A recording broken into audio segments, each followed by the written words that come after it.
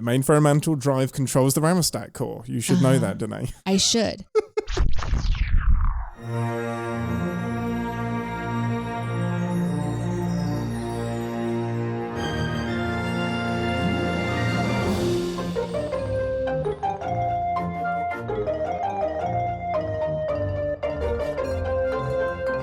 Captain's Pod, Stardate 210175.6. Welcome aboard Starship Enterprise, and thank you for joining us on our continuing voyages through the final frontier. I'm your Captain Ian Whittington, and with me as always, she'd never abandon her salamander kids in the Delta Quadrant. Or would she?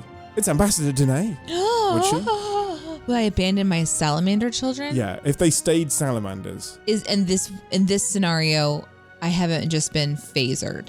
No, with no option. Because I had no choice. Yeah. Janeway had no choice. She had no choice. Would I, on purpose, abandon my children? Yes. Am I a salamander or am I a human? You're a salamander that can communicate. No, good choice. You're human. You're human. I'm a human? Yeah, you're back to human. No, I don't abandon them. You bring them with you. Of course. Yeah. But they have to stay salamanders. They can't be turned human. Have you ever gone to a friend's house and they introduce you to their animals and they're like they're like the kind of people that think of their animals as their children? Every single person that would come over to see, like, let's just say 10, 15 years has gone by and I invite someone over and I have this entire like incredible ecosystem for my salamander babies to live inside of. Yeah, but they don't know that they're my actual children. Like, wow, she's going to a lot of effort for these. I'm that friend. Kids. Like, I'm the one that's like gone a little too far. Like, I'm spoon feeding them applesauce that I've made myself, like all this shit. And they're just going, those are fucking salamanders. And I'm like, how dare you? These are my babies. And they literally don't know that I'm serious about it. Deneé. Yeah. The other day, you overcooked the cat's food. And so you got a spoon and you spoon fed it to the cat to prove that it was cold enough to eat. And you're just like, oh yeah, spoon feeding them applesauce and shit. Like, it's crazy. You spoon-fed our cat. It's worse. It was by fingertip. Like, it wasn't with a spoon. I didn't actually get a spoon because I wanted to be able to feel the temperature to make sure it wasn't too hot for him, and I had to prove to him that it was okay. You're like putting meat on his gums to make sure he's eating. Yeah. You're already that parent, and I don't know why I asked this question. Well, our continuing season of What the Fun, What the Fuck Star Trek continues because it's a continuing season and that's what continuing seasons do. They continue. Yeah, nothing to be alarmed by. He's not going to go, ends today. Ends today. No, we have still got 5 episodes. Wait, we have still got 6 episodes left. And this week we are going to be doing season 6, episode 7 of TNG, Rascals. Ambassador, give us some predictions based on the title Rascals. Ooh, when I was little, there was a black and white show called The Rascals that had Alfalfa. I think that was Alfie. There was this obnoxious child with this cowlick haircut. Okay. And then sort of like his buddy that had, I think, a slingshot or something. All right. And then they had this adorable like little pit bull that a bullseye marking maybe around his eyeball. This is all coming out of the back of my memory as soon as you said the word Rascals. It's all that I can see in my imagination. So now... This is animated? No. It was kind of like an Andy Griffith style show. Did you ever have Andy Griffith in the UK? Not to my awareness. Maybe. The name rings a bell. Yeah, so it was sort of like the show that was always airing on the televisions, and it was the quintessential small town sort of family. Okay. And it was in that sort of vibe, but it was about children, and they were called The Rascals. Maybe it was a cartoon before, and they turned it into a kid's show, but what I'm remembering was a TV show. And anyway, now I'm trying to take that all of a sudden memory I haven't thought about in so long and mash it into Star Trek. It's from 1955. Live action first, then it was a cartoon in the 80s. Oh, wow. Thank you, Google. Thank you, computer. So what was the plot of Little Rascals? And we'll see how close that is. I think the idea was that they were a bit like the rebellious children that would sort of be a bit Dennis the Menace. Of course, that's also different about the UK. We learned that there are two. Yeah. Like our Dennis the Menace was a bit of a shit-heeled child that was getting into trouble a lot. Well, so was ours. Okay. But looked completely different. Other than their black and white striped. So crazy. Top, which is insane because neither inspired the other. We looked this up. They launched like the same week and totally they had no independent. idea. They launched almost I think it was the same month that they launched. People didn't believe it, but that all these years later, there's still there's still evidence that they didn't know the other existed. Yeah. Mm-hmm. So my guess is that maybe the crew. Oh, is this Voyager? Is this TNG? Okay, this is TNG. Okay, so my guess is that maybe the crew has something happen. Either they're transported, and when that happens, I'm seeing like a Q-esque like episode where they're interacting with an alien species and they're sort of like the Rascal group. But this definitely feels like it would be more of a holodeck mishap episode. So you're getting that they're treated like children by a Q-like being, or not maybe like a Q-like being, but an alien species or the computer program. So it feels more like it would be one of those, we're going into the holodeck and we're having this silly reaction and they're like the Rascal group. But the word rascal is sort of a bit like of a heel, right? Yeah, right. It's a scallywank. Yeah. Like, is it scallywank? Scallywag. Scallywag. Well, that makes me think of pirates. Yeah. Is this a pirate episode? No. I mean, no. You're not supposed to tell me. Sorry. Could be. I don't know. Could be. Yeah. Well, we'd also have a result for what's happening next week based on your email submission. Stay tuned until the end of the episode for that. Oh, I want to know. Teasing bastard. I'm not going to tell you. Okay. I'm going to wait to the end. I'm also going to reveal the options for the rest of the season. We have this week is obviously decided. Next week is decided, which leaves 4 episodes, and we have 8 options. Oh my God. Based on all of the options that have been sent to me, the ones that have been like duplicated, the 8 most popular from your submissions, and then you guys got to pick 4 of them. So are we doing this through polling, or are we just doing this, you're collecting people's emails this is and messages? From email and Gotcha. Discord. They're the places that I've been getting messages so far. So can people live see the voting, or is it just we don't know in week to week until you tell us? What I can do is I will post the ongoing results to our Patreon for free. So just go to our Patreon and I'll post it on there. Like a blog post that you keep updated? Yeah, like an updated blog post when people email in, and we'll tally it so you can influence. Make sure that your favorite of the 8 gets into the top 4. And you can do that by telling your friends that they have to vote even though they don't listen to our show. And they have to sign up to the Patreon. Amazing. Well, with that, let's head over to the holodeck to watch some Rascals, and we'll see you in 10 forward for a full debrief. Don't tell me because it'll give it away.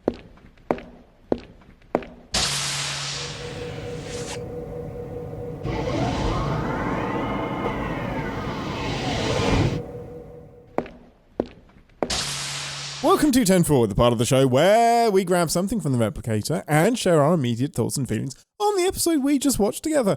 Most important question first, Ambassador, what would you like from the replicator? Oh, no. Oh, you have so many options, Ambassador. I mean, there's so many things that happen this episode. I'm always thinking about, it's got to be tea Earl Grey hot. That actually happened this episode. It might be the first time. And I don't remember having ever seen it since the beginning of our show, and I can't take the opportunity and pass it by. Yeah. But like the kid version. You mean you want tea Earl Grey hot? With the little smaller handle meant for the tinier little hand. No. Maybe it did. I don't know. Was it? I missed it. Was it the glass one with the I think like it was little... the glass. No. That's the size, and I'm annoyed by that because I bought a set that is authorized by Star Trek. I won't name the company, but you probably all know, and it's a set of Jean-Luc Earl Grey tea drinking glasses, and they're so fucking small. You can't fit a third of a cup of tea. I'd have to have 9 of them a day.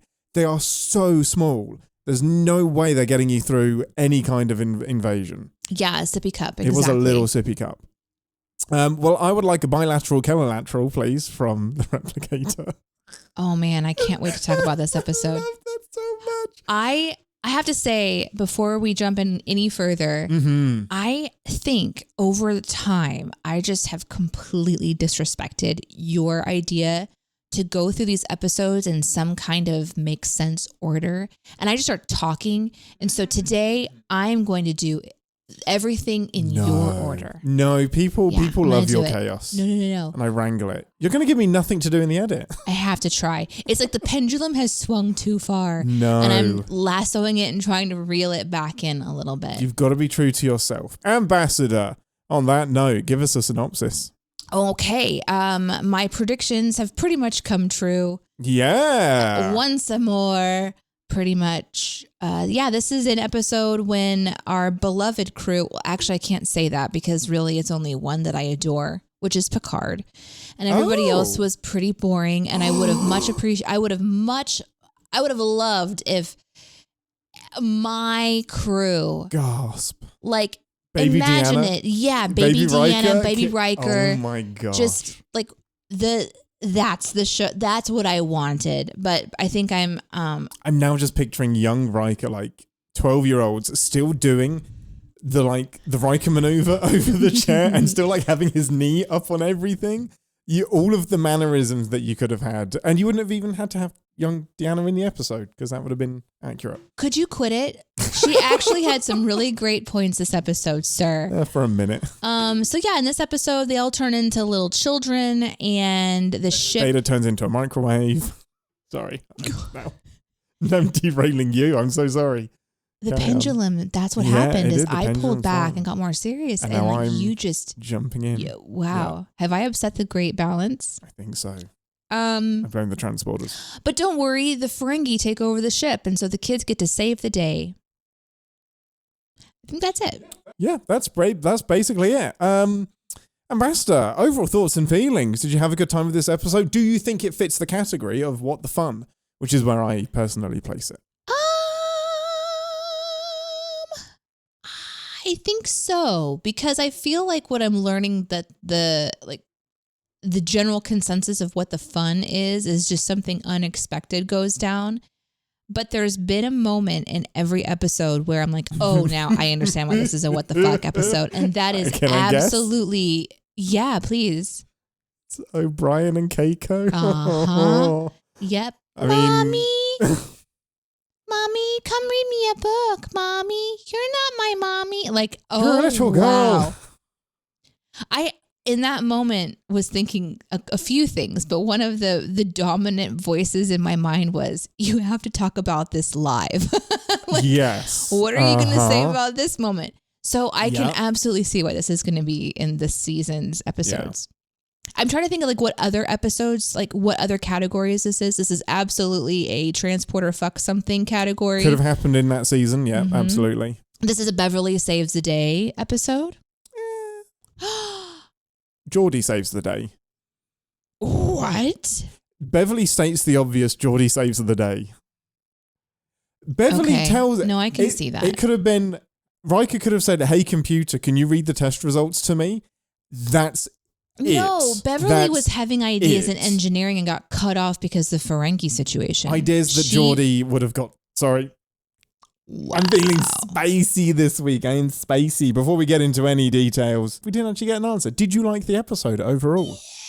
Yes. Yes. I did like this episode. I think there's a couple of moments that like really made it sing for me, and overall I liked it. I can't tell you what the moments are because we haven't got to that part of the episode yet. I'm so proud of you, and this feels very wrong. I really love this episode. I especially love the second half of the episode. That's where, for me, all of the really great moments are. And I wish the second half lasted longer. It may actually just be the final third that I really, really like. But this is weirdly one of my go-to episodes. If I'm throwing it on with my dad, it'll be Rascals, because it's fun. It's a bit goofy. I don't get a lot of what the fuck. I do get more what the fun from this, but it's just one of those kooky transporter episodes where it's just, what can we get the transporter to do that's going to be fun and is going to be weird this week. I always have a good time with it. And similar to last week, I feel like this episode is also giving a tragic backstory a moment to have some heart. Yes. And unfortunately for me, it's a character I don't really remember. And so just like last week, not really having a connection to the tragic backstory on display in front of me. Yeah. I had a similar experience this one, but I could see what the episode was trying to do, which was giving a very serious character something to some joy, and then like letting that be part of the purpose. So I think it is it's definitely more of a fun with a very strong what the fuck moment with O'Brien. Mm-hmm. Very, very. Well, let's get into it. Your predictions were black and white show called The Rascals is what it's kind of going to be based on. Rebellious children acting out. Crew has transported somewhere. You didn't necessarily say it was a transporter accident, just that they transported somewhere and they have to, our crew and has something to happened in the transporter, like they become a rascal. That's exactly what happened. Yeah. So kooky. Great. You did really, really As soon great. as they were getting beamed, I saw the plants, and I was thinking also about the plant incident where there was the Tuvix situation. And so I thought that the plant had something to do with the incident. That was my number one question. When they're geeking out and you see the plants, were you immediately triggered just like, oh, fuck, no, it's going to be the plants? Yeah, I really did think that. I mean, they gave a little bit of a clue later on with a mystery of what was happening with the transporter situation, but it definitely wasn't the plant. No, you can't blame the plant this time. However, right in that moment, I was like, oh my God, they're going to become kids. And fun. because I'm live typing my notes, I literally typed it out and then it happened immediately. So that was fun. What was it in that moment that made you think kids? Rascals. Oh, the title. You then linked it all together. Yeah. Because I had that sort of so dominantly in my mind. And I'm really convinced now that that was the intention. Maybe that they were referencing that show. It could well be. Like that wouldn't surprise me. I didn't have any awareness of the show until you mentioned it, but it definitely checks that box. I want to start off with, obviously we have the crew in the shuttle. We have Picard, Rogue, Guinan and Keiko. And a few people emailed in specifically about this point, how odd this makeup is. And it is like you said at the top of the show, it's not our crew. These are very deliberately kind of ancillary, tertiary characters that are kind of on the fringe that are all together. It's like, what an interesting makeup to have for this episode. And how did that strike you as being less familiar, probably the least familiar with these people as well? I mean, I do have memories that it's like, oh yeah, I kind of remember seeing them, but I have no recollection of much, especially with the more serious, was it Ro? Yeah, Ro. If on a scale of 1 to 10 of memory, she's a 1. Oh, of course. Keiko is probably a 4 or 5. Guinan is, an 8, 9. It's Guinan. It's Guinan. Probably the one who's appeared the least and yet the most memorable. Yeah. She's just, every time there's a scene with Guinan, I guess this could be another Guinan episode too. If you're doing a character study, you would want to watch this one, I think, because the kid actor was like kind of capturing that ancient essence. Yes. And still trying to kind of apply logic. It was repetitive, like the points of each. Just be a kid. Yeah, the point of their scenes was a very common way of storytelling in the 90s, which was, repetition. The pacing is so different. Yeah. But you feel the pacing in a kind of like a more negative way when each scene is a very similar. It's like a wash, rinse, repeat idea. Yeah. So it's kind of like, okay, we get it. You had a tragic backstory. You don't know how to have fun, and okay, you get it. This is your moment to have fun. But I kind of don't believe for one moment that Guinan wouldn't just be like, okay, well, you have a great time. I'm going to go fuck with people and 10 forward. I think she would have done something else. Literally fuck with people. Like, just go behind the bar and start serving drinks. Like, no, like, awareness of anything changing. I disagree a bit because Guinan's role is the ship's counselor. I mean, Guinan's introduction was such a fuck you to Deanna because you've got the barkeeper that is the listening ear and the counselor, essentially, when you already have a ship's counselor. But that's very much what she does. So I kind of love that young Guinan latches on to Ro as, I'm going to make sure you enjoy this. Like, my purpose is going to be you for the duration of this. That feels very Guinan to me. Yeah. But the selection of the crew, I think it makes sense in a world where, so this is season 6. Yeah. So what is the trajectory of this show long term? Like, it can't be the same people every episode. You need to introduce kind of new ideas and stuff. But I'm just such a core crew lover that I'm the Picard season 3 enthusiast. I want to yes, it ruins other things, but I want to see my favorite, Star Trekking people. And I think that's totally normal to that's want. Totally fair. There is an interesting what if here where I want to see the other members of the crew in their childlike forms. I want everybody to go through this experiment actually to see how all of them react. Well, it's odd too because the crew, they're having their own struggles and everything, and you don't for one moment believe this is going to be the end of Picard. Oh, no, no. But the show really leans in on a few scenes, especially with Beverly talking to Picard about what his future could look like to just start over again. And, so like, I think the show is also going, well, what if Picard isn't your captain? And maybe even preparing the audience for, you can't have this show forever. And I think it's a really smart thing to do when you get into those longer seasons, especially with older content. Nowadays, we just, you're going to get 3 seasons and you're done forever because none of us want to be Fireflied anymore, right? But like with Star Trek, like you've got all these seasons, but at some point you have to let it go.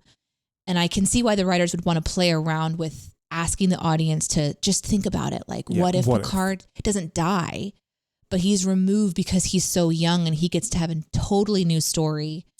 And in that, the show then reveals its greatest weakness to me, which is we have the fucking fountain of youth in front of us all of a sudden, and nobody wants to just do that. We've done it again. It is the biggest flaw of Transporter episodes because Scotty proved it. You basically have a really cheap, really inefficient way of suspended animation because Scotty lasted 80 years inside the transporter. So you can just put a big old pause button or whatever you want. You've now nailed the RNA sequence stuff, so you can just young yourself into being more plastic in your brain. It wasn't even that they had to do it within a certain scientific parameter that only allows it to be in this quadrant of space. Yeah, they didn't even have to go back through the energy disturbance. They just beamed them. It's just DNA stuff. And maybe in the 90s, DNA was just cuckoo bananas enough that they could kind of be like, yeah, this will never really... Oh, yeah, DNA, but have you heard of RNA? Yeah, exactly. Blew my mind as a kid. Oh. That kind of links me to... all of what you said links me to my personal biggest weakness with the episode, and that is the entire first half, which is they've divided each character into having their own specific thing to explore. So Keiko and Miles have the problematic, wow, if you suddenly go through this, how does that affect your relationships? Ro has, wow, you could relive your childhood. Yeah, you can kind of hit the reset button on some trauma. Guinan has nothing. Picard has the opportunity to retrain, re-experience youth without the pain of growing up, as Deanna said. And also the challenges of, I want to be a captain. Am I going to be accepted? But this is one of our big problems with Strange New Worlds. It asks all of those questions and does nothing with any of it. All of the questions are asked, all of the philosophical things are poised, but then it's dead. So you kind of need one of these characters to explore all of it, or, in my opinion, go full silly and introduce the Ferengi earlier so you have more of a Home Alone vibe. So you have more booby traps with the kids. You have more of this silliness and wackiness. But the Ferengi aren't introduced until I think like half an hour in. Like we barely have any time with that. So it's a mixed episode of half wanting to do what if you're suddenly 12? Yeah. And then, well, 2/3 of that. And then a third of Home Alone. Woo! I think it kind of worked for me, the Ferengi twist bit, where you have the Klingon ships arrive. Yeah. But they're not Klingon, they're Ferengi. So it's a neat way of this wink and nod to one of the most recognizable ships in all of the show, where unless you're Aaron Dicer. Right? Old fans watching from TOS are going to get like the, ooh, and then, the twist that we're seeing this alien species. I guess my question is with the Ferengi. So this is season 6. Like, were the Ferengi the quote unquote big bad No, they were just like a recurring alien. Like for most of TNG, they're the joke. So they're kind of like scribbling weasels that are just like an inconvenience. Like there's one time where like the Enterprise gets trapped and Worf literally says, he says that. It says like disabled by the damn Ferengi, like the most it's the most insulting thing that could happen until he's shot by one. But yeah, they're kind of like the butt of the joke, and then Deep Space Nine gives them a lot more depth, but they're not like scary Romulans, but there's just a few mean renegade ones that turn up specifically to fuck with Picard at times. So they've been seen off and on all the way through the previous season. Correct. So what we're seeing is their take on like a rogue band of Ferengi. Like what would happen if they had power, and kind of subverting the goofy joke, the butt of the joke, so to speak. I did that on purpose. Buttheads. How could you? That's so racist. Speciesist. I would never say something like that in my notes that you can read on Discord.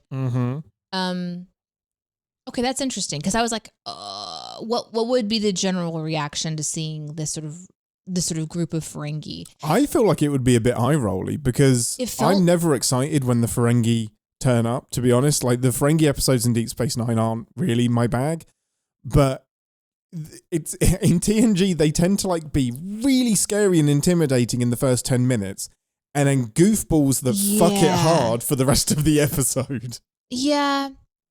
It did feel a bit, again, fun. Like the episode felt more fun, especially with Riker doing what Riker did to kind of save the day. Mm-hmm. But to kind of like go back to your point about the multiple angles, like you're right. They did try to open up these sort of ideas for Picard and for Keiko.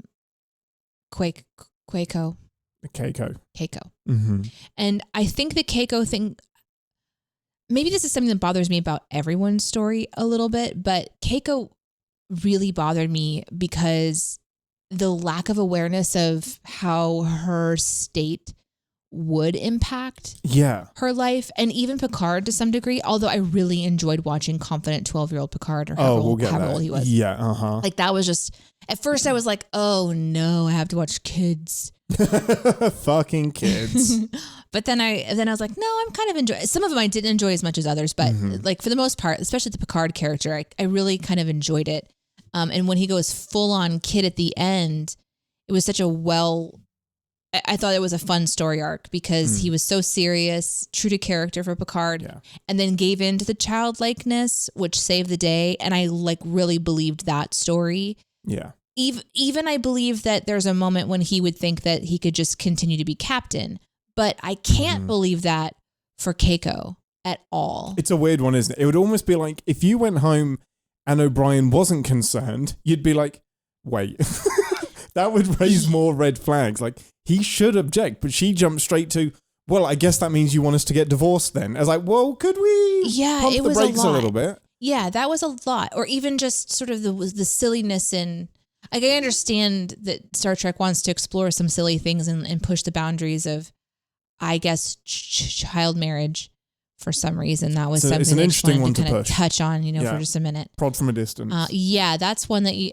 like, it lasted a little bit too long for my liking. It could have just been a simple glance of them like setting their tea down in unison and having a little bicker back and forth about her knowing how he likes his coffee, which was really funny. And then just been like, they just scoot a little bit further away. Yeah. And then later on, she mentions, I hope that this is solvable. But she sounded like she actually turned into a kid. Yeah. And I don't know what you gained from that scene. Maybe really. I don't remember her character too much. Is that like how her adult character is sort of childish and complaining and whiny, and she definitely complains a lot. Completely unaware of how things would impact real life. Is that who she is? She definitely complains a lot, but she has a lot to complain about because she kind of has to follow O'Brien wherever he goes. But we watched Data's Day together, and she was cancelling the wedding, putting the wedding back on. We watched O'Brien and Keiko get married. And Data had to be the go-between between the pair of them. And she was having cold feet, and then she was changing her mind. I don't remember this. Yeah, you didn't like her much in that episode. I think you blocked that one out. I probably blocked it out. Yeah. So as far as like the annoying factors go, there's part of it that is there.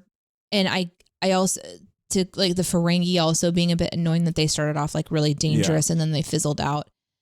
That was also a little distracting. And maybe that's why the episode was like a little bit of, it wasn't a super big successful episode in some ways, but the good stuff I really enjoyed enough that it pulled it up, which which is definitely like the Riker bit, for example. Oh my gosh. Well, the good stuff that I really like, going back to the beginning, young Picard can be a bit divisive. And I kind of get it because there's a bit of a whininess there. There is a bit of woodenness to the acting, but I actually really like him. I really dig it because I really believe that is Picard in a young man's body. Like, I really see Picard in him. I think he does a great job of being Jean-Luc Picard. And this is like some great direction as well, because like the little uniform tucks are perfect. I love his cadence and delivery. And I love the boldness of him going to the bridge and just carrying on as normal. Oh my God, that was so everyone great. just awkwardly around him. And he's like, I assure you, I am Captain Picard. I like that lives in my head rent free. I just really, really enjoy him. I think it's absolutely insane that they don't give anybody on the bridge crew a heads up. Like, I know. Whoa. Before you go to the bridge, we should explain. I know. He's just on the bridge. It's just like, I've had an unfortunate transporter accident. Stop looking at the mole on my face. Leave me alone and let's just carry on. And it's almost a little bit naive that he wants to continue as normal. But did he get on your nerves at all? Did you like young Picard? What was your reaction to, because it's a pretty jarring transition. Yeah, I liked his story arc overall. I thought that it was like, of the kid arcs, it was the most believable. It was interesting that it started off with, you know, our Picard returning from some kind of a convention or something, and he was geeking out over his archaeological fantasies, cute, you know. isn't it? He has this childlike wonder in his eyes as he is geeking out on this thing that he so loves. So for the episode to be about actually becoming a child and then being an adult as a child, but then wrestling with the idea of being able to relive your childhood and follow a dream that's completely unrelated to what you're doing, knowing you have time. Yeah. That worked for me. And super interesting thing to think about and talk about. Yeah. I think like if the episode had stayed with that more than, I mean, if I was putting some stuff on the cutting room floor, it would be the Guinan and Rose stuff, because as I said, it was a bit repetitive, but Picard worked for me. Are the children annoying as actors in general? Yeah. Yeah. I mean, each one of them is doing something that I was distracted by, or was like, but can you imagine the pressure to actually perform? And so I thought they did a really good job. Yeah. Honestly. In season 6 of TNG, that's like surpassed TOS now in terms of popularity. And the interesting thing about young Picard, David Birkin, he plays Picard's nephew in season 4. So Picard goes home to see his brother, and his brother's son is played by this kid. Oh, that's really, really clever. Which is a great little touch. I love that so much. There were subtle things that Kid Picard did, or Kid Card, we could call him, like where he's touching his hair, and there's just these little mannerisms that I think we should appreciate it in the way that this episode was directed and written. Yeah. Because the crew making all the kids comfortable on set to where they could perform, and like Kid Keiko doing her scene and things like that. What a difficult scene for Cole Meany to act through as well. And like the awkwardness of that hug at the very end where he's like, got to believe this 12-year-old is his wife.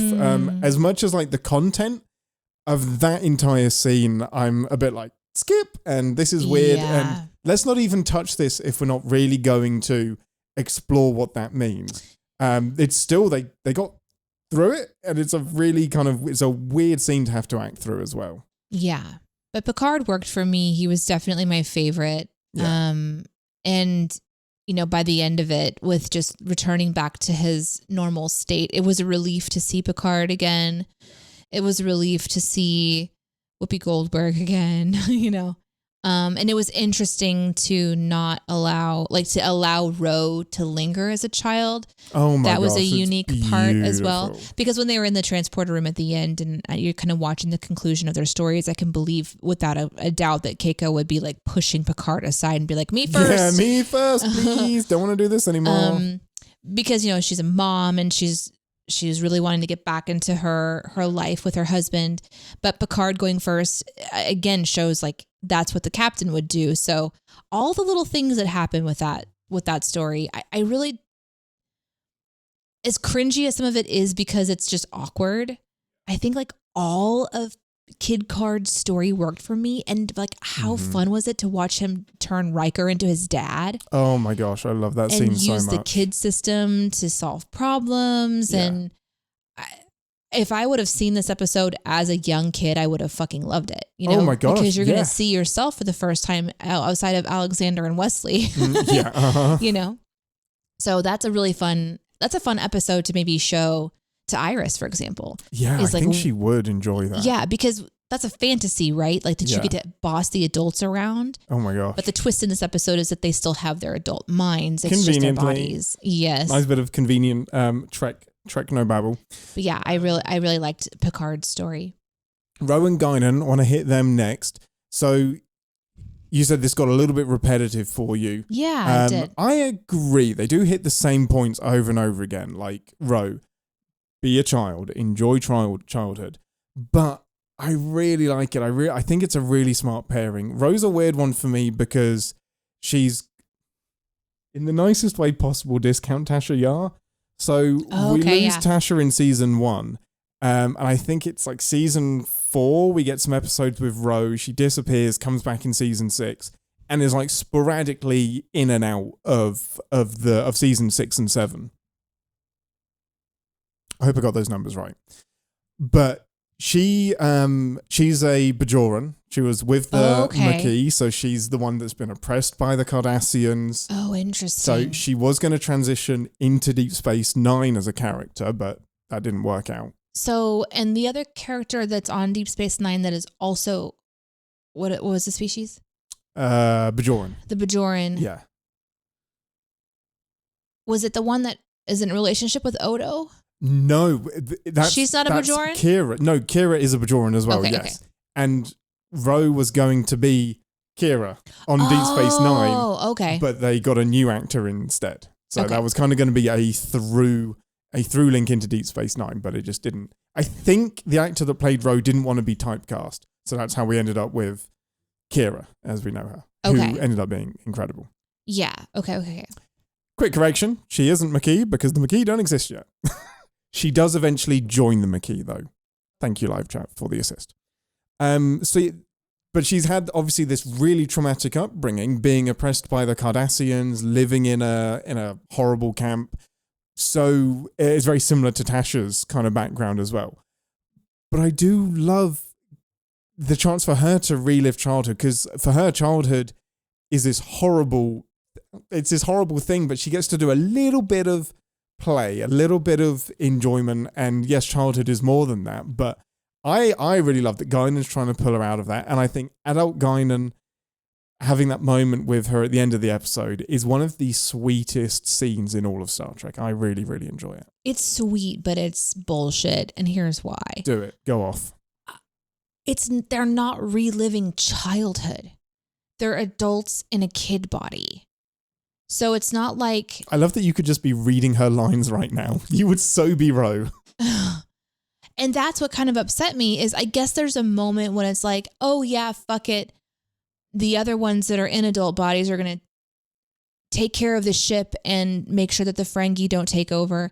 But by the end, she's like, yeah, I guess I'll just take some time to draw in the kid room. And I don't have a lot of time with Ro. To me, it's just like, rephrase it. Like, it's not about being the one that jumps on the bed because you're a kid. It's like they could do that in an adult body. The only difference between them is that suddenly they're in younger bodies. Those things aren't like acceptable as an adult, and maybe you don't want to do them as an adult. But I get what you mean, because that impulse to jump on a bed, Ian doesn't have that right now, but 12-year-old Ian did. Well, yeah, and you're but right, you're not, they're not 12-year-old Ian. 12. Yeah, they're not. They are still The major adults. difference is physiologically. Yeah. Maybe your knees don't hurt anymore, or you're lighter weight so you can jump and it doesn't hurt the same. But it's like the show wants us to kind of go, oh, Ro gets to have a second chance. And like Picard, it's an opportunity to explore another field. Ro, it's like you can relive your childhood and make it new. And I think that what we should really be talking about is how, as an adult, you can talk about your trauma and build new, like find joy in something as an adult. And the idea that you just sort of get a second chance just doesn't hit with me. There's Steven in the chat said that you can get away with things when you're little. I did think about that too. And that's a really, really good point, because maybe the crew would instantly see Mini Ro or Mini Picard as a kid and sort of dismiss their adult brain and their experience. But I don't know. I think that that you can't necessarily just dismiss them because of their size. This is literally like some kind of an example of how when people look different, that you dismiss them. Yeah. Because they're not children, they're in little bodies. And that's, yes, I don't know. I guess puberty hasn't hit in for them. And so technically, categorically, they are children bodies, but everything else about them is completely adult. And so I guess the last scene where she's coloring, I think that scene works for me really well because she's taking time, but I'm immediately attempting to figure out what was happening on the ship in that moment. And would this professional prefer to color a picture of her mother instead of go and solve a Ferengi problem? But if everyone has been dismissed from their role because of like a medical issue, then she can't do it. Right. So maybe then she's giving in to the childhood because she can't do anything else. I don't know. I'm having a hard time wrestling with, like, Guinan, she's a bartender and a talker. She's got plenty of time. But Picard and Ro, they need to get back to work. Like, the ship needs their brains, their expertise. Like, they're in command. So I have a hard time believing that she'd be like, yeah, now's a good time to draw. Do you know what I mean?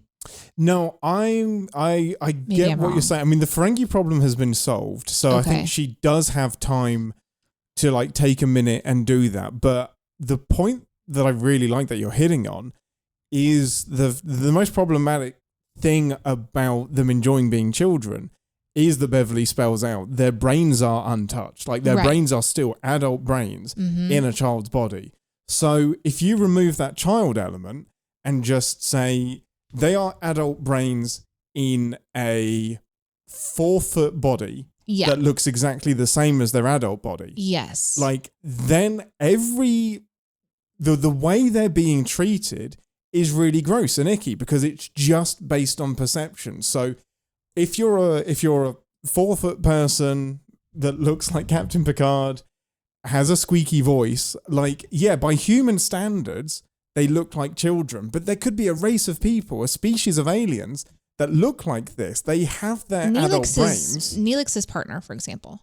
Exactly. Neelix's, the Acompans are a great example of this. I mean, that's even more problematic because we don't fully know how quickly their brains develop.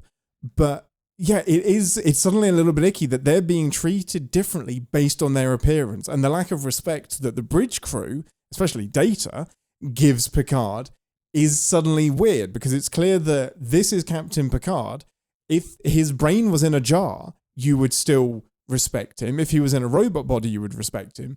It's purely because his body is smaller and younger that you're now treating him differently. Yeah, there was a couple of attempts at explanation, not just in how this particular sequence was removed from the transporter and resulted in them being small, but she says that the DNA structure is pre-adolescent, so it's only a body change. The intel and behavior are the same. Yeah. So that's one thing that they establish.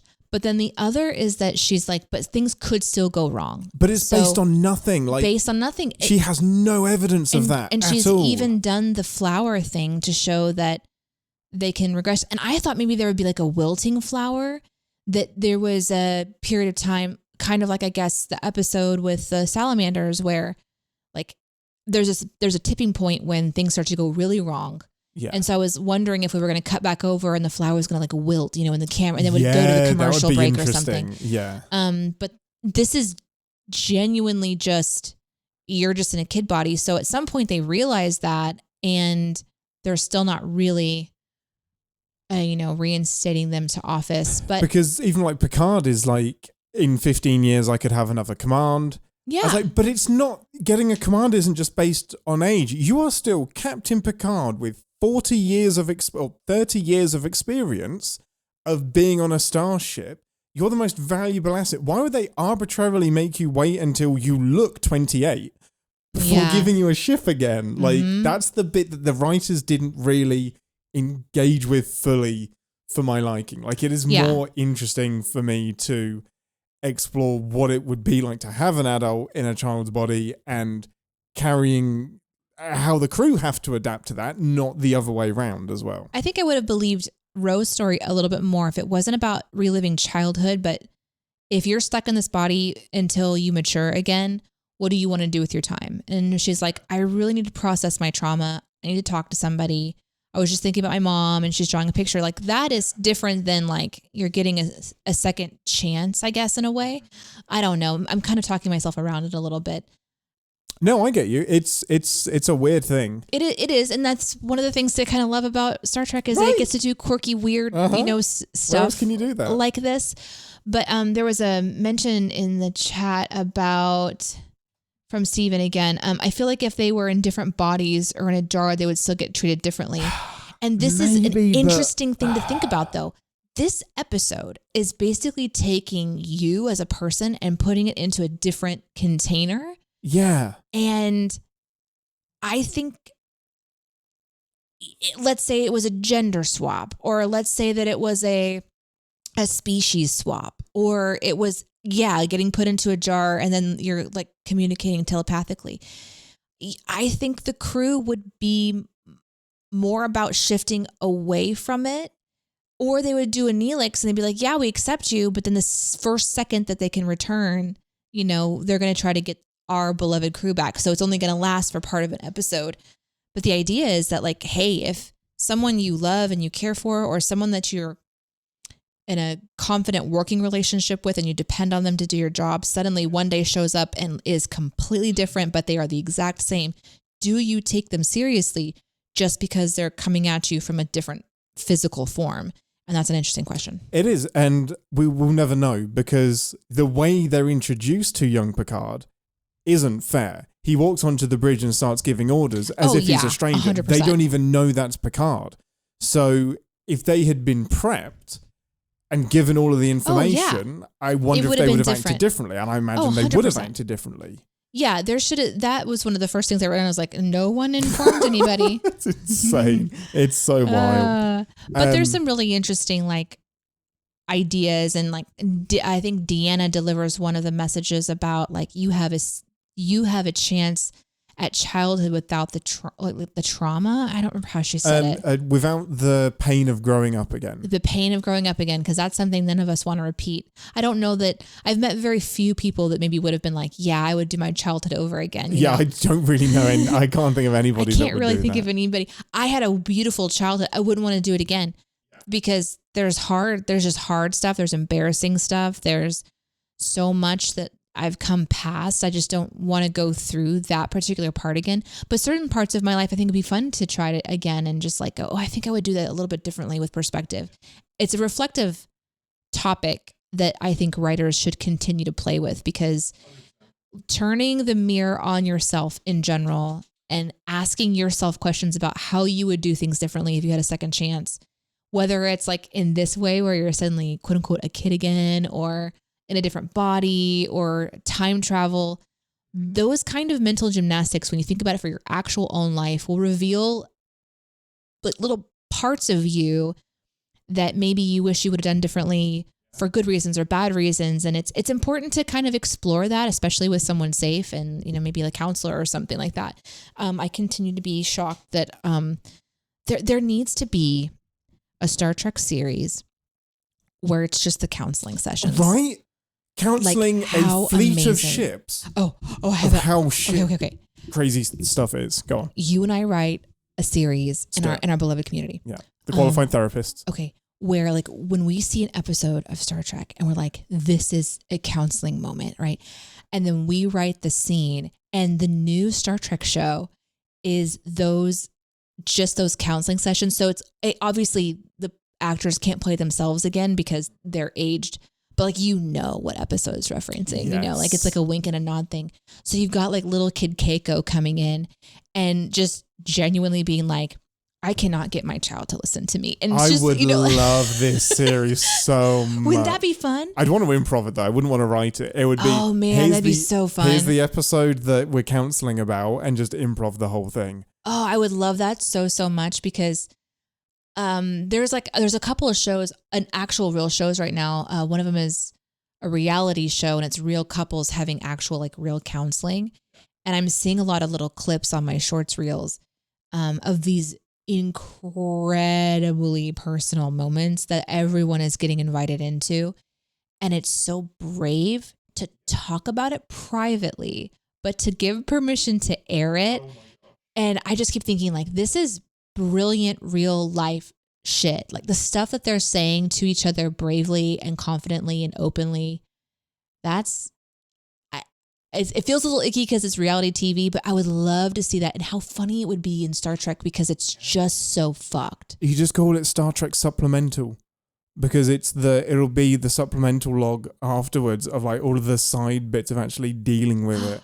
Okay. There's so much. Okay, a recurring character comes in, and every time it's just him talking about his fear of transport, or like, is he himself? And he's just always reflecting on like, yes. Am I me? I went back through my logs last year and I just don't feel this way. Is that because of this transporter? I don't like pepperoni anymore. And it's only since I transported to Vega 3. And there's just like this like anxiety and like hyperfixation. I think there's a bit of nebula inside me.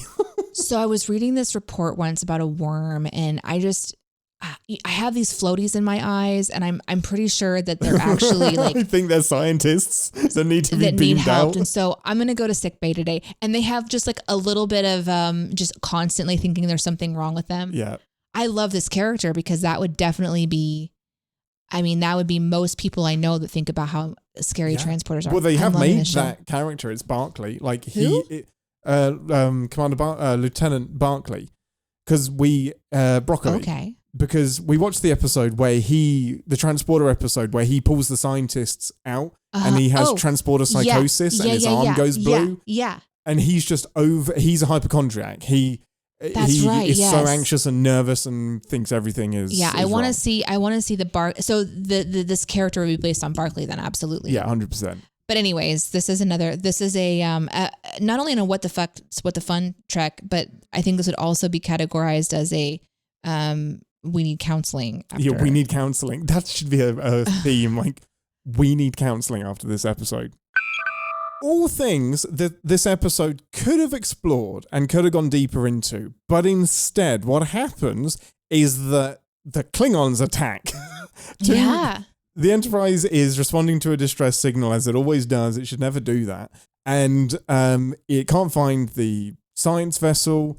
It finds a planet, and then it is attacked by Klingons, and we quickly find out that they aren't Klingons. They are the Ferengi. So I want to hear your thoughts about that, like seeing the Klingons attack and then the reveal that it's Ferengi, because that's a really hard shift out of what the episode has been. Did you think it was heading in that direction? Did you think it was going to be like more philosophical stuff? Yeah. And were you pleased about it? I was very pleased. I was relieved that we had some action, to be honest. Yeah, ditto. The emotional stuff is okay, but I definitely prefer, I think, action to deep, meaningful conversation, because I fear intimacy. It's fair. Absolutely. And fair. so my entertainment should not include that. I'm realizing, like, though, that being forced to sort of watch a full episode and not skip around is super healthy. And so we have great conversations once we get into like the more like deep, serious stuff. Like, obviously I'm a mom. So thinking about Keiko, and like when I saw Keiko as a little kid there, Oh I was like, oh God, broken. can you imagine? I was thinking about Iris when she was that size, and so there's certain things I'm like, oh man, that's hit me differently because obviously I have firsthand experience now. So, but I was genuinely relieved for some action, and the fact that they're firing and Riker has to return fire. Okay, I'm going to pause you right here. Mm-hmm. This is classic Riker. This is the true Riker maneuver. This is the Riker combat playbook, and I've pulled this almost exactly from the Nitpicker's Guide to TNG because this is one of Phil Farron's biggest nitpicks with Riker, is that basically every battle he's in, it's shields up, status report, fire once, shields, status, overall ship status report, maybe fire again, shields, rinse and repeat until you're disabled. Like, that is what Riker does. It is so robotic, and it's like nothing is happening on the rest of the ship unless Riker gives the word. It should be, Mr. Worf, continue firing, like repeatedly fire until they're disabled. We see one phaser beam, and I know they cost $3,000 per phaser beam, but just give us the sound effect then. Just like let us know that Worf is firing. But his like battle strategy is so frustrating. I mean, it obviously works. They're alive. Okay, it kind of didn't work because they were boarded by the Ferengi. They were boarded by the damn Ferengi. I did like to see the Ferengi. It made me feel a bit like, oh, they got this. Even the kids can defeat the Ferengi.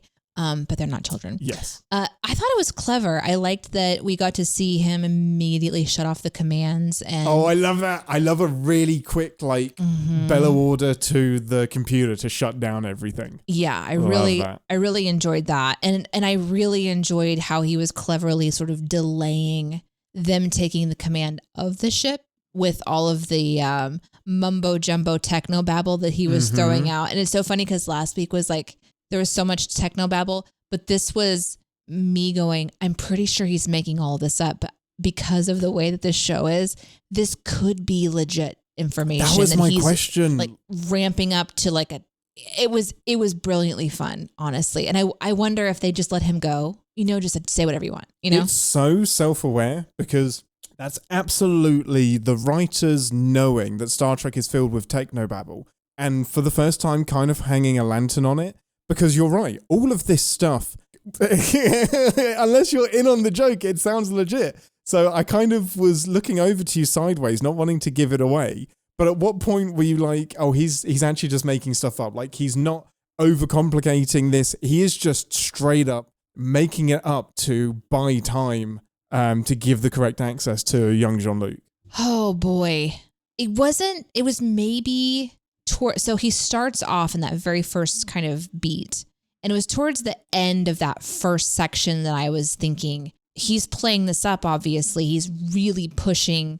It would be like a doctor saying, like, your knee hurts, and then someone saying the medial insertion of your quad muscle that, that flexes anteriorly is causing acute symptoms. Like, there's a way to dumb down your Star Trek, your ship speak when you're in command, where everyone knows what you're talking about. You're just going to point, you don't have to get into the specifics. So I was thinking like, okay, he's just like really amping up his knowledge. And I enjoyed that a lot, thinking about how smart he was. Yeah, that gets you going. Yeah. There's a lot of Riker in this episode. I really appreciated that.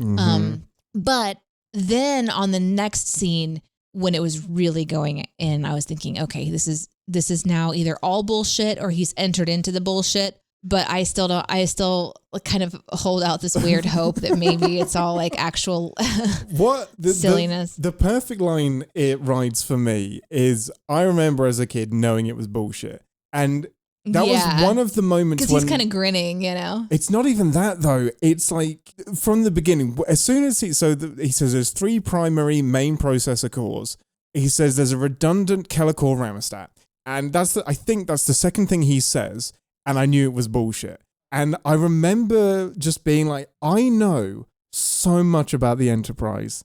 I know the words that make sense. And at this point, it would be so strange to introduce a brand new computer system when there is so much established techno babble exactly. that's already in there. You've got dilithium chambers, isolinear chips, neural circuitry. You've got so much to pull from. All of this was just like gobbledygook that Star Trek fans, I think, could recognize as gobbledygook, and they didn't have to sell it too much. And the bilateral kelolaterals, like just the made-up words themselves are so fun. I almost wish they were real. Yeah. But then the line that sells it, and this is one of my favorite Frakes deliveries, is when he says, "You do know what a bilateral kelolateral is." And then Ferengi is just like, of course I do. I am not stupid, human. Human. The delivery of "I am not stupid" is so good. And Riker's just like, of course not.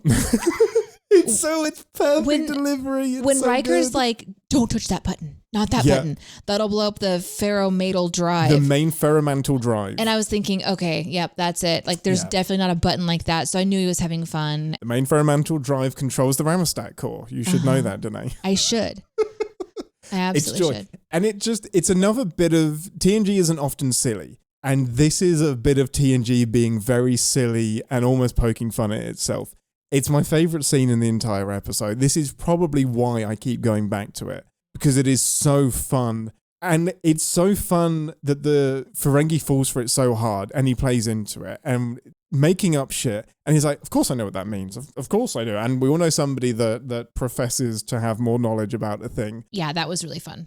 So the Ferengi kind of like, I think they work because we need to have something that we know doesn't need a lot of critical thinking to get rid of. We get to see them boarded. We get to kind of be shocked. We get to kind of go, what's going to happen next?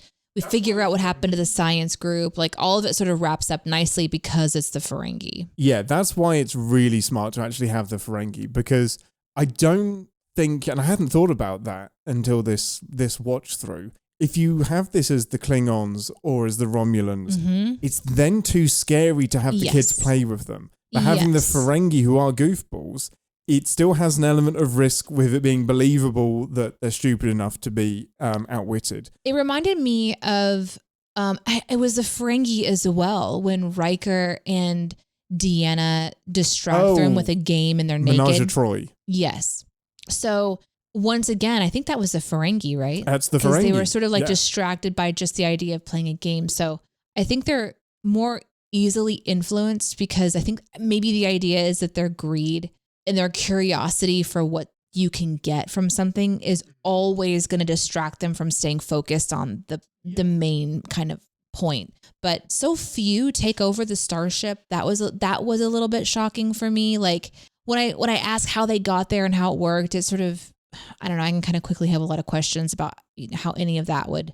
The takeover is wild to me because it's like there's no security team apparently on the Enterprise. Right, exactly. It seems like maybe because they had the element of surprise with the cloaked ships, that gave them just what they needed to send an incredibly small crew, like 8 people, to take over in some pretty like major ways. Yeah. So, but it was still fun. I mean, it was still like, okay, we're having some action, and that was exciting. Yeah, it's super silly. It gets us to where we need to be. Like we need the Enterprise to be taken over, but I hate it when Worf is the butt. I know. Because he was knocked out Worf so fast. Has the drop on them.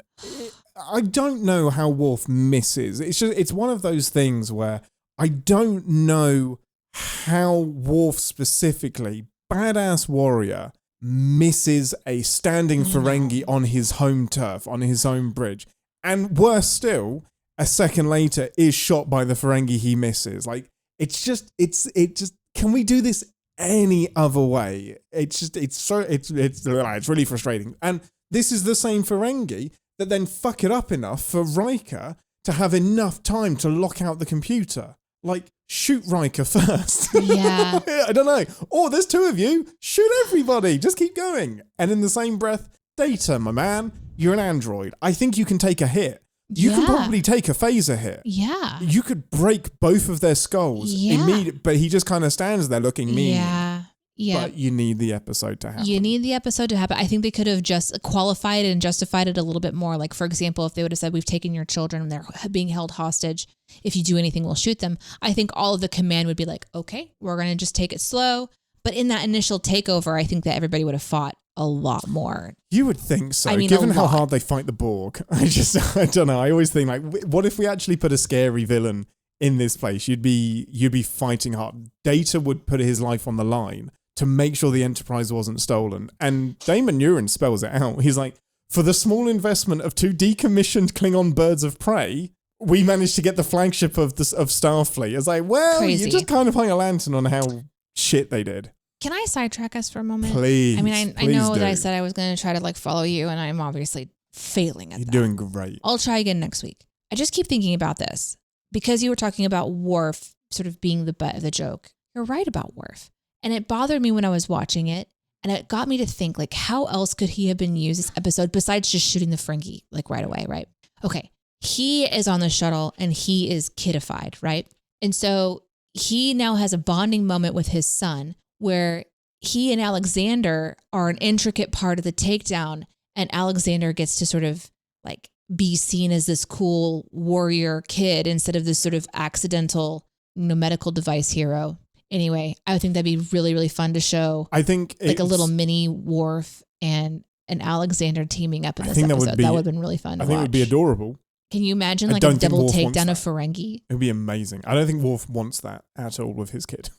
Right, but like think about that storyline and development for Worf. So we're developing Ro, and we're giving Guinan the council role, and we're giving an interesting idea for Picard, who we know isn't going to stay a kid, and then a child mother. Like put somebody else in that. Yeah, Keiko is a bit wasted as an opportunity. Yeah. I would have taken Keiko out of the group, but Worf would have been really, really fun. Yeah. No, I agree. I think so disgruntled to be a child not taken seriously. Yeah. Find a kid who knows how to do some really sweet martial arts moves, put him in prosthetics and have him with a little mini bat lift. Like how fun would that be? It would be adorable. And also he has some traumatic childhood stuff to deal with as well. But to do that with his child. Yeah. To kind of like to have to see Alexander as somebody who like has a different kind of value, like to have Alexander show him some of the quote unquote fun of being alive and not having the stresses of surviving maybe in a harsher sort of Klingon environment. But yeah, seeing Worf go down so quick in this one made me sad. I even like, as I was making my live notes, I really love, Worf, but it's the thing about Worf that I always really enjoyed was him managing the complexity of his intense emotions. I think that's another reason that I'm liking Spock, obviously, is but Worf is someone who wants to protect so strongly, and the sense of sort of not justice, but like what would be the driving word for Worf? It's not justice. Duty. Yeah. Honor. That's it. That, but being not taken seriously as a kid and having to relate to Alexander with that too. Oh yeah. God, that would have been really Super cool to see. And I don't remember a bunch of the stories, but I remember Worf just struggling as a dad. And because I was a younger person watching TNG, that was always like that's a bit of a bummer. Like, I guess I never should have expected to see him like go camping with Alexander or something. No, because but he's a disgruntled kind of vibe. He's like, what's the green monster from Sesame Street? The Cookie Monster? He's no. He's in the trash can. Groucho? Not Groucho. Oscar the Grouch. Oscar the Grouch. Yes, that's it. If Oscar like was pumped up into a warrior, it would kind of be a little bit Worfy, where he's just sort of like always just annoyed. Yeah, no, completely. And it's a running joke about how bad a parent Worf is. And it sucks. He shouldn't be. But when parenting gets too hard, he sends his son to Earth. He sends Alexander away to his adoptive grandparents. You know what? Hey, listen, parents used to do that shit. And that was the better of the two options. The other option was I send you to the Klingon homeworld and you go to military school. That's something that parents, like, I don't know. It was reflective, but not what I want from Worf. No, but like, if you're bad at being a parent and there's a better option out there, everyone's bad at being a parent. I mean, apparently Worf wasn't great at it, though. I don't know. He was really bad. Was he really bad? I think I remember him being pretty bad. Yeah, listen, it's always hard whenever one of your favorite characters does stupid shit, or really painful shit, or fucks up and shows that they're just a a struggle bus like all of us. Like, that's hard. Yeah. But anyway, I could think of 1,000 fun little things to do with these characters. But yeah, Worf going down was stupid. Yeah, it's stupid. We kind of covered most of what happens next. Picard is trying to use his Picard brain to decide what to do next to recapture the ship. Guinan says, hey, dickhead, let's try and be like kids. Let's try and act like children. They come up with the bonkers, the bonkersness that is their plan to escape. And this is where I wish the episode had done all of this, all of the philosophical stuff, because this plan is so half-baked. Half-baked. It's insane that there's access to the Jefferies Tubes from the children's classroom. So easily opened as well. Do you know how many kids are just in the guts of the ship crawling around? The only reason that I was not putting that as like one of my main points for this episode being absolute crazy is that usually there's an adult in that room to monitor. Yes, there would be an adult. Usually there would be somebody it, that's there going, you know. But still, lock that shit down. Yeah. Why would it not be locked? Mm-hmm. It's I was annoyed that the computer system was so dumb it couldn't interpret what Picard was asking for as child speak. It's just like, show me a picture of the I feel like the computer would have drawn that conclusion and just shown a picture of like the child's version of the Enterprise. I can't show you this, but I can show you the thing that Guinan eventually asks for. But I did like that. I was like, do you know how to spell Enterprise? Like, that was cute. That was fun. That's really fun. So like their little kid room was fun to see. It's like, this is what, you know, the nursery looks like, or this is what the older kids' room looks like. But yeah, do you want a really nerdy nitpick here? Yeah. The console says that it's classroom 7. However, but they said 8. When Picard goes to speak to his dad, he asks for the power to be returned to classroom 8. Only noticed it on this watch through. There you go. However, it does lead to, hey, we need to get to the bridge to get power back to the console. Have you got a plan? Yeah, I'm afraid there's only one option. He's going to go throw an absolute temper tantrum. Tell me how much you loved this. And the hug with Riker. So here's what happened in my imagination. Mm-hmm. Because originally I was like, oh, I don't want to watch this. Oh, really? The temper tantrum? Yeah. Oh, okay. It's uncomfortable to imagine Picard doing that. Well, that's what I had to do. Yeah. Because it shifted over to just watching a kid and not Picard. Yes, by this point. Yeah, at this point, I'm just like, okay, this is a kid. And I'm forgetting the Picardness. And so about halfway through the temper tantrum, when it started to get really crazy, what made it work for me is I just had to imagine Sir Patrick Stewart in a kid costume jumping around. And so like some sort of weird X-ray vision. Yeah. I looked through the child body and I saw Sir Patrick Stewart like doing this, jumping up and down and whining. And then I thought it was hilarious because thinking about him doing it is way better than watching the kid do it. So that like whining bit didn't work for me, but the Riker stuff in the room when they're trying to be parent, that was a highlight for me. When he calls him number one and says, because you're my number one dad. Like, thanks, that was number one. So great. It always struck me as a bit weird that the Ferengi would react to number one as if he'd said commander, because number one isn't something that everybody uses. Like number one, I mean, Pike uses it, but Kirk doesn't. Janeway doesn't. Like, Picard's really the only one that says number one to his number one. But nobody would know that. So I don't know why the Ferengi would know that, but it's worth it for the line. Like, he's my number one dad, and the big cheesy grin and cuddle. And I imagine Riker's internal monologue just being like, this is what I've wanted for 7 years. this is all I've wanted is a hug from Picard. Right, and he's getting daddy, it as a child. Yeah. I just wanted you to be my daddy. It's absolutely beautiful. It's worth the price of admission to have those moments because they're so fun. And then just some bullshit happens where he actually decides to put Alexander in harm's way. I get it with Guinan and Ro, and I mean Keiko's a civilian, but I guess she signed up to be on a starship. Yeah, she can grab a couple phasers, I guess. They're all on a mission. He actually sends Alexander, a legit, I think, 10-year-old or 9-year-old. Yeah. Actually, well, he's a lot younger. He's actually only 5, but Klingons age faster than humans. Okay. So I think by human standards, he's 9 or 10, maybe younger. But he sends him, he could have been killed or shot. It might be the most irresponsible thing Picard has ever done. I thought about this. It annoyed me. I'm sure there were other children that like were just like, well, why not us? Yeah, why not me? Like, why do we have to sit here in this room and do nothing? Right. But there's an attempt at playfulness, you know, with like the little Roomba machine that's running around, and it's a clever way that the beaming away, that was sort of fun. But when I saw Alexander like get involved, part of me thinks like Worf will be proud or pissed, and I don't know which one. You can't decide which one it's going to be. Yeah, like could be both. You chose to endanger Alexander because he's a kid that is wanting to please someone so much that he's, you know, I don't know, like he would do anything for his captain. It's also, the most obedient Alexander's ever been, ever. And how crazy is it that the children don't question for a second that is Captain Picard? Were they updated? Did they get a mission briefing? It's so hard to convince children that their version of reality isn't reality. Like, yeah, and to get them to remember. Yeah, just basic stuff. Like, I, as an adult, do know what I am doing, and I need you to let me be in control here. Like, your ideas are great, but this time you're wrong, and like, let me be in.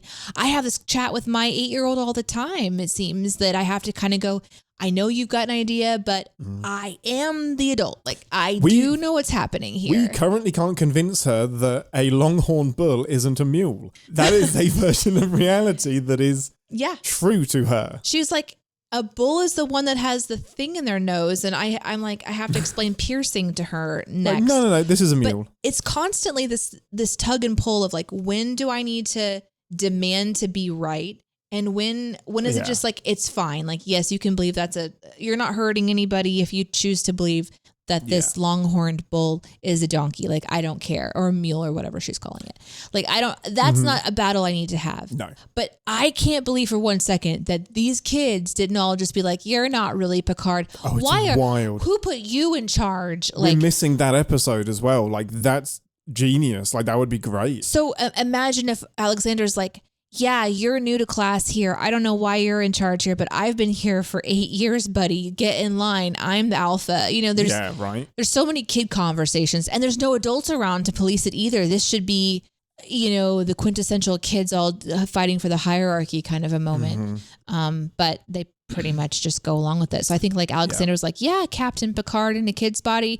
I'm sure going to go into the medical bay and go into this very specific drawer that I absolutely knew where that was before you told me. Why do you know where the hypo sprays are? Yeah, hypo spray. That's what it's called. You got it. I kept going, the thingy.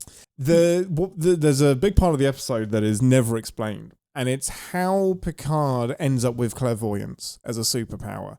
Because I don't know how he's piloting the remote control car blind. He gets to the end of the corridor and he turns it. We see it begin to turn perfectly around the corner while he's in the transporter room. And I don't think there's a display screen on the controller. And when the Ferengi has it and he eventually has to reverse into the Ferengi to beep him with the comm badge to transport him, how does he know the Ferengi's behind the car? Yeah, you know. Yeah. Psychic shit. Never explained. They recapture the ship essentially with transporter fun.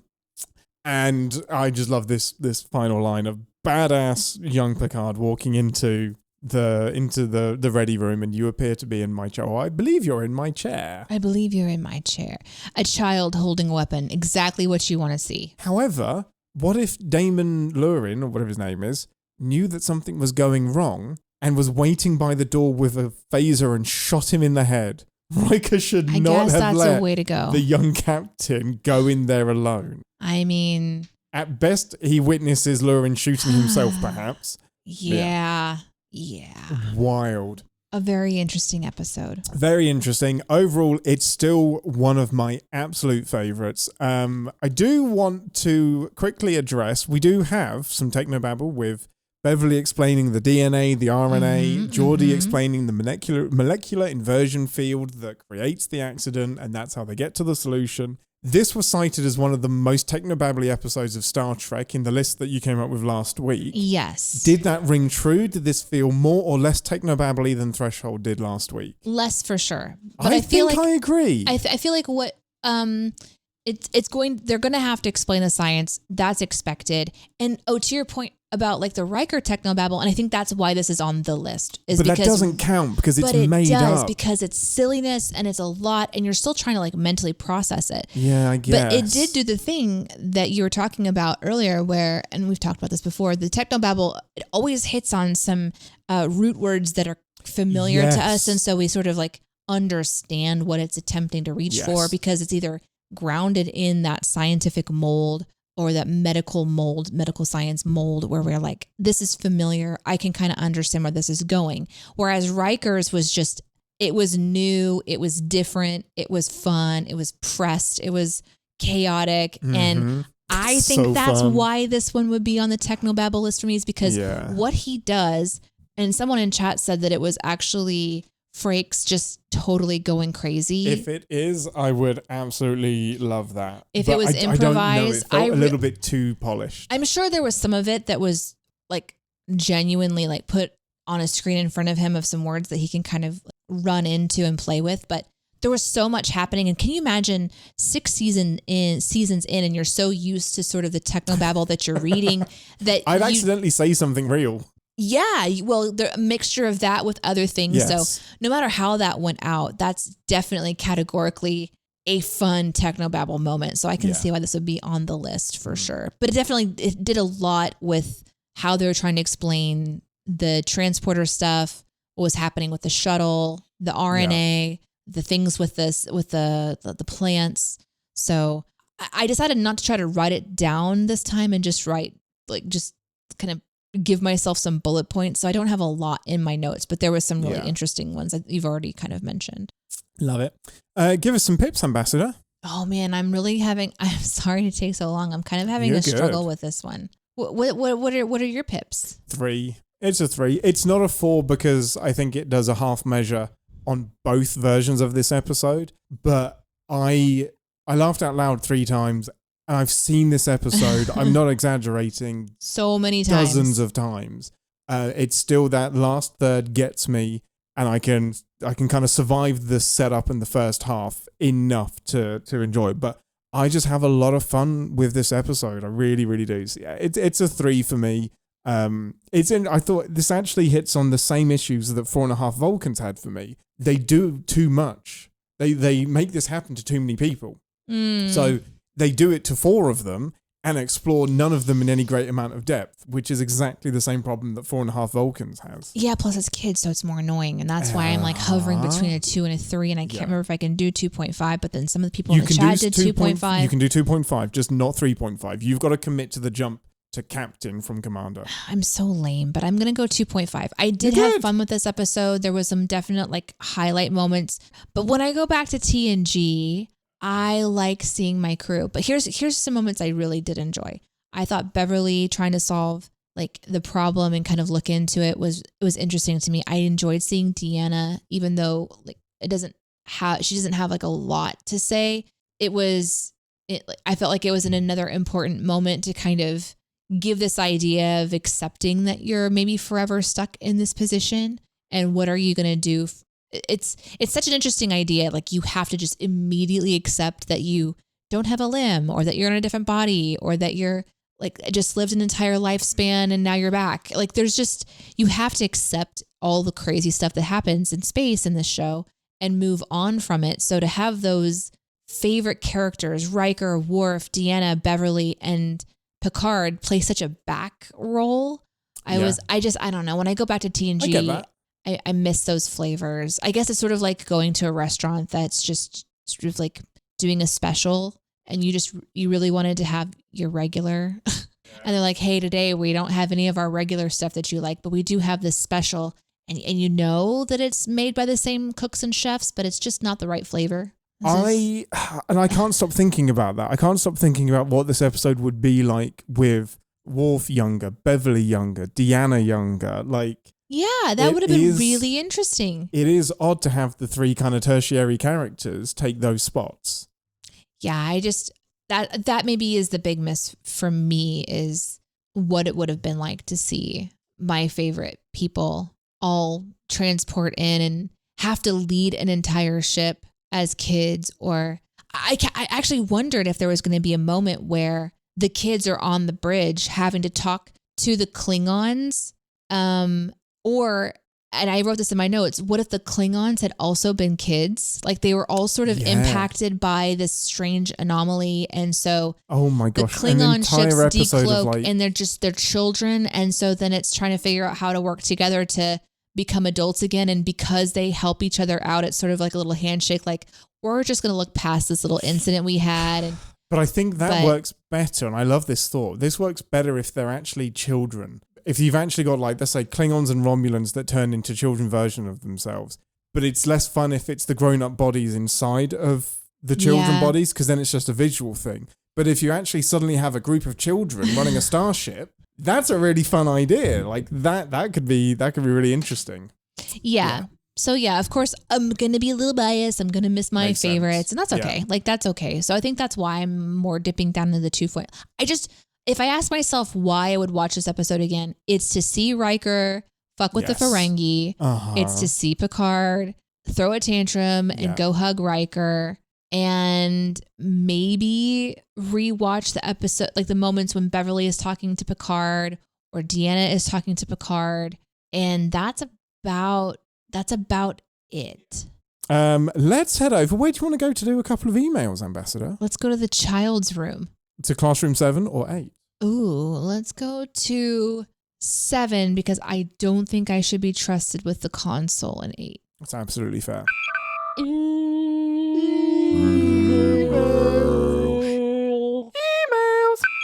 Okay, hailing frequencies open, everyone. It's time for us to read your messages from Discord, Twitch, Bluesky, and, well, email.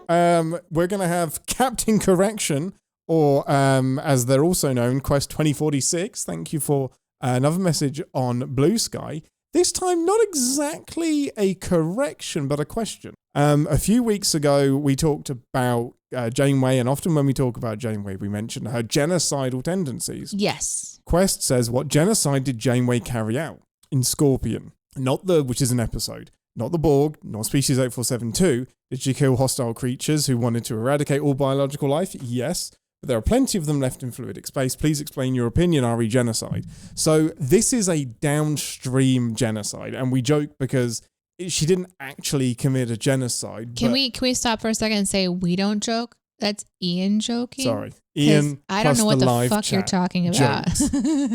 In defense of that joke, it comes back in an episode called Hope and Fear, where an alien who is, I had to Google what their name was because they don't have a name. They're just known as Species 116. An alien called Arcturus has a grudge against Janeway because the deal that she made between Species 8472 and the Borg had a downstream effect of giving the Borg more territory, and that wiped out his species. So she passively created a genocide by doing a deal with the Borg. So that's why we kind of joke that she got her crew home at the expense of a species, and that's only one that we know of. We don't know how many other species were eradicated by giving the Borg extra territory. So it's like 100 people versus multiple species. So that's where our kind of like joking goes with that on the genocidal front. Any messages, Ambassador? Yeah, here's some ones that I pinned for comments on the live show. This one's from Lloydie on YouTube that said, at the beginning of the episode, was Riker coming out of the toilet? The answer is yes. Was he coming out of that door? I am saying yes because I do remember when he first appears, it's like he's walking out of that side area, and I'm remembering all the chats we've had about that being like the bathroom. Yeah. So I think he did. I need to check again. It's either the observation lounge, which why is he in there on his own, or it's the bathroom. Chad is saying it could be. I want to say it's the bathroom. I mean, it's on the same side of the bridge, which is why I assume it's the observation lounge. But there we go. It is canonically accepted as the toilet is on the bridge. I don't think we see many people come out of it. Or anyone, maybe? I don't know. I can't remember. Over the 7 years, who knows? Somebody knows. Ambassador, this one is just aimed at you, which I love. This is from YouTube at Electric Eye 9000. Hello. To Deneé. Hi. Back in Strange New Worlds. Yes. When you said it would be cooler. So this is context. Pelia mentions traveling through time with a doctor. Yes. And you said, wouldn't it have been cooler if it was Doc Brown? Right. When you said it would be cooler if Doc Brown was with Pelia rather than Doctor Who, did you know that Christopher Lloyd and Carol Kane were both in the TV show Taxi from 1978 to 1983? No. They've known each other and have been friends for almost 50 years. I did not know that. You had no idea how right you are. That's so great. She could be referring to Doc Brown and not Doctor Who. I love that. I love the idea that maybe they wrote it to be even more specific, but she's like, can I just bland this out a bit because she wants to give a nod to her Betty? Can we make it Christopher Lloyd? I mean, but that's really fun. There's another layer. Christopher Lloyd is in Star Trek. He plays a Klingon. Does he? He plays a Klingon in brilliant. The third Star Trek movie. I love that. So this could be a time-traveling Dr. Klingon, and it just hasn't happened yet because it's in Pelia's future. But who knows? Time travel. Who knows? So yeah, love that. My next one. This was a point from Wandering. If this can be used to just change ages, can't anyone use an earlier pattern of themselves so that they never age? Why do you need a fountain of youth drugs if you can just use the transporter? And those were my exact thoughts when I was watching it too, is another example. And this would be a good episode to put in a list of technology that should absolutely be talked about more in Star Trek in general. And being able to de-age yourself, it would be one of those. Oh, the tech they introduce. I've got one more email. It's from James, aka Flyboy. Gave some general thoughts about the episode, but what I really love that I didn't know is that Isis J. Jones, who plays young Guinan, also played young Whoopi Goldberg in Sister Act. Oh, that's fun. In the same year. Isn't that awesome? Oh, I love that. That's really fun because I did see both of, like, I've seen Sister Act. Yeah. That's really funny. Yeah. I totally remember that face. I love it. Imagine that being your year. I'm going to play Whoopi Goldberg twice. I love it. It's incredible. Do it while you can. Yeah.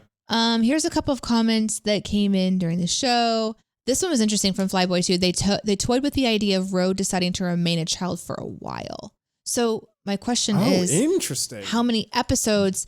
I wonder if Flyboy might have meant like for a while in this episode contained, or if they actually like, I don't know that they would have brought the child actor back for future ones. It wouldn't work with the syndication thing either. It'd be you'd have to do it for an entire season. I think maybe Flyboy was speaking more about this episode, but it did make me think about how interesting it would have been if for like the rest of that season in particular. Yeah. Oh, I mean, you could have ongoing.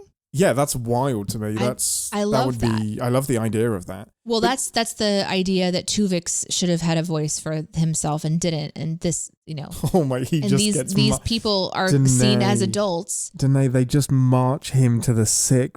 She marches him to the sick bay, puts him on a bed and energizes. It's one of the most uncomfortable scenes in Star Trek, and I love it. I still can't stop thinking about it. It's so jarring. It's so gross. But like in this one, they've determined that the kids are fully adults. So I guess if Ro wanted to stay a child, that she has that choice. Yes, absolutely. Yeah, and she could just grow up. Let's switch over to another comment. Moopsie versus Ferengi that invaded. Moopsie. Especially with the amount of bones they have in their head. Mm-hmm. It's a huge Ferengi. I really need to 3D print a Ferengi skull. Another comment is from Saruthi. Picard didn't want to share a dorm room with Wesley. I mean, who would? That was so funny. Brutal. And share a dorm room with Wesley Crusher. No, thank you. Oh, this just popped into my head. I can't remember who sent this in, but anyway, somebody sent this thought in, and it's the fact that why doesn't young Picard sound French? As a man who grew up in France, as a Frenchman, shouldn't he be French sounding? I don't know why I'm doing my Beatles accent. That's accentish. Yes. That's accentist. I mean, it's bad enough that Picard doesn't have a French accent, but young Picard, I am Captain Picard. He should have a French accent. Okay, let's get into what's happening next week. By a landslide victory. The choices were between Shore Leave, Genesis, and Spock's Brain. 2 TOSs and 1 TNG. Absolute landslide victory to Genesis. Genesis. We've seen this one before. This is the first time we're going to be covering an episode that Deneé and I have, in recent memory, watched together and will now be watching for the show. This is going to be interesting. Is this the first time that I have absolutely seen an episode that we're going to cover on the show. I think so. I can't imagine I'm very one. curious how this is going to go. I can't imagine. I can't think of another one. Yeah, me either. What's going to happen for the rest of the season? That leaves us with 4 episodes. As we said at the top of the show, I'm gonna do a blog post on the Ian and Deneé Patreon that's going to be free to anybody. You don't have to pay. You'll just be able to view it, and it's going to list the following episodes with the amount of votes that they've accrued so far, and you can continue to vote for your order, for the order in which that you want to watch the episodes, and I will put that into this tally. Send them by email or DM me on Discord. We only have 4 more episodes to vote on, and there's 8 that are in flux. So I've added 3. 4 will be... I've added 3 more. 7 will be cut. So there's going to be 11 episodes to choose from because I've added 3 that have popped into my brain based on this discussion. So this might be getting convoluted. Either way, we're going to watch some fun Star Trek, but... Yeah, we're going to watch fun Star Trek, and if you want to weigh in, go to patreon.com/Ian and Deneé. It will be a free blog post, and you can stay updated. And if you want to vote, you can send us an email or a DM. But it'll just be the top 4 of that list that we'll be covering in this season of What the Fuck, What the Fun. Now, the list of episodes to choose from, I'm just going to run them down super quick. Spock's Brain, Shore Leave, obviously. Then we've got A Piece of the Action, Phantasms, Deja Q, Disaster, The Royale, Move Along Home, Tinker Tailor, Dr. Spy, A Fistful of Datas, Disaster, and Starship Mine. 4 of those will round out this season of What the Fuck, What the Fun Star Trek, and then we'll head into a new season that is to be decided. Well, if you want to get in touch with the show with any qualms, queries, issues, or the episodes that you'd like us to cover for the rest of the season, you can send them to ian@iananddeneé.com. You can join our Discord. The description is in the link. And for early access and an ad-free version of the podcast, plus some access to some gaming things that we're doing, including our Minecraft server, you can go to patreon.com/iananddeneé and part with 3 bars of Gold Press Platinum per month to get some yummy perks and support some of the things that we're doing. You can also join the fun of the live show now or later, youtube.com/Ian @Ian and Deneé and twitch.tv/Deneé says. And until next week, I am Captain Ian and I am powered by a redundant Kellicore Remostat, an FTO nanoprocessor, a primary Heisenframe terminal, and a bilateral kellilateral Firamental drive. And it's would you like to see some interesting plants or animals from me? Live long and Podsper.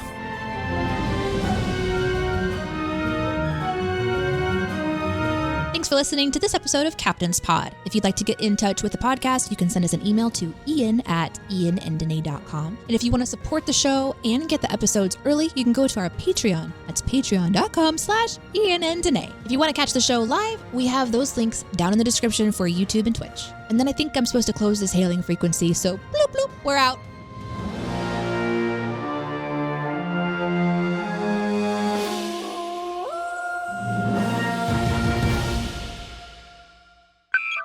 Alright, Mike is hot.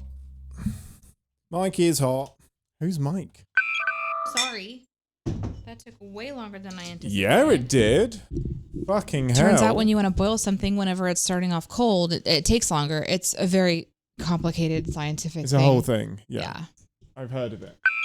Captain's Pod, stardate 210175.6. Welcome aboard the Starship Enterprise and thank you for joining us as we... It's going to be a rough one. What? Why? I thought you did exactly what you wanted to do. No, fucked it. Missed a word. I have a question. Do it. Have you ever nailed it on the first go in 3 years? Yeah. Okay. Yeah. What do you think do you think you've nailed it every time? Yeah. Oh, okay. Yeah. Yeah, of course. It's my first proper go.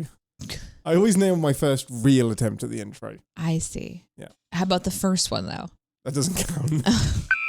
You know, I had a dream last night that we had a Captain's Pod website. Oh. But I couldn't remember how to build a website for some reason. Mm-hmm. And so I built it like the old, blog style where you had to write your own like code. WordPress? Before. Oh, even more basic than WordPress. Yeah, like it's not Firefox. It's not Dream something. Dreamcatcher? Dreamcatcher? Was that one of them? It was Dream something. Yeah, it was like those days. Okay. And it was ours.